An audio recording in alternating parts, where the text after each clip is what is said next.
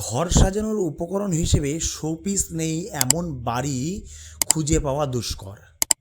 আর বলা বাহুল্য, সেই সমস্ত শোপিসের সঙ্গে একটা আবেগ বা স্মৃতি জড়িয়ে থাকে। আর সেক্ষেত্রে কখনো ভেবে দেখেছেন, যদি কোনো দুর্ঘটনা ঘটে, অর্থাৎ যদি কোনো শোপিস আচমকাই ভেঙে যায়, তাহলে মন খারাপ হওয়া তো খুবই স্বাভাবিক। এক্ষেত্রে সবাই যেটা করে তা হলো অতি প্রিয় সেই শোপিসটিকে ঘরের বাইরে এক কোণে রেখে দেয়। কেউ আবার ডাম্পিং গ্রাউন্ডে ফেলে দিয়ে আসে।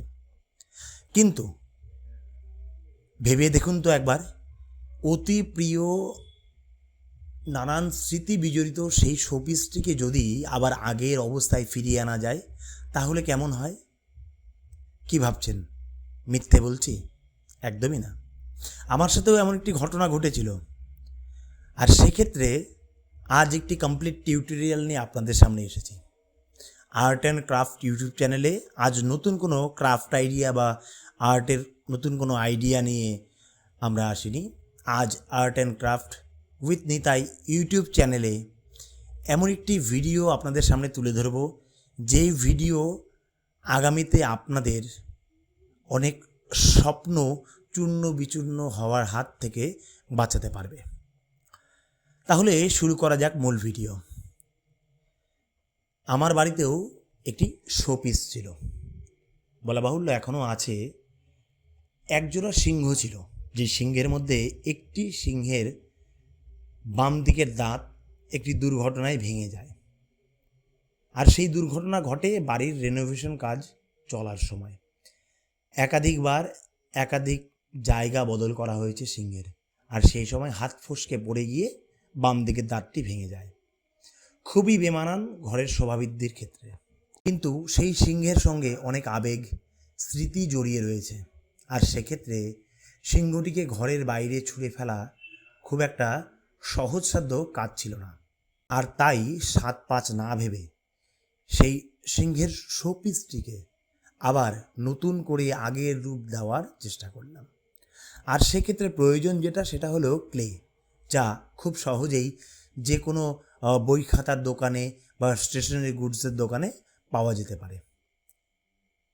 সামান্য কয়েক টাকায় আপনারা ক্লে নিয়ে আসতে পারেন এবং সেই ক্লে দিয়ে ঠিক যেই জায়গায় দাঁতটি ভেঙে গিয়েছিল সেই জায়গায় একদম দাঁতের রূপ দেওয়ার চেষ্টা করেছি।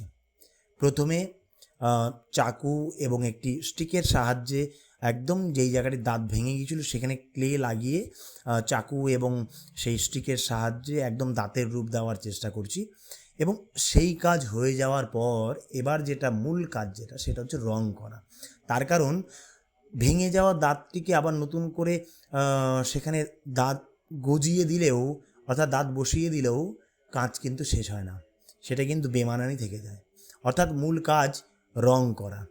আর সেক্ষেত্রে একটু আর্ট আইডিয়া থাকতে হবে এবং ক্রাফট আইডিয়া তো অবশ্যই, তা না হলে তো এই কাজ করা সম্ভব নয়। বলা বাহুল্য, এক প্রকার এই সিংহের যে শোপিস, তার সঙ্গে আজ আমরা ডাক্তারি করছি। তবে এই সফলতা কতটা আসবে সেটা দেখার বিষয়, এবং সেটা আপনারা জানাবেন যে আদৌ এই প্রক্রিয়া বা এই অপারেশন বা অস্ত্রোপচার এটা সম্ভব বা সফল হলো কি না। যদি সফল হয় তাহলে লাইক, কমেন্ট এবং শেয়ার অবশ্যই করবেন। দাঁতটি বানানোর প্রক্রিয়া একদমই শেষ, এবার রং করার পালা। সিংহের শোপিস দেখে বোঝাই যাচ্ছে যে লাল এবং কালো রং ব্যবহার করা হয়েছে। তো সেক্ষেত্রে আমরাও একইভাবে লাল এবং কালো রং ব্যবহার করব। এক্ষেত্রে আমি অ্যাক্রিলিক কালারটিকে বেছে নিয়েছি।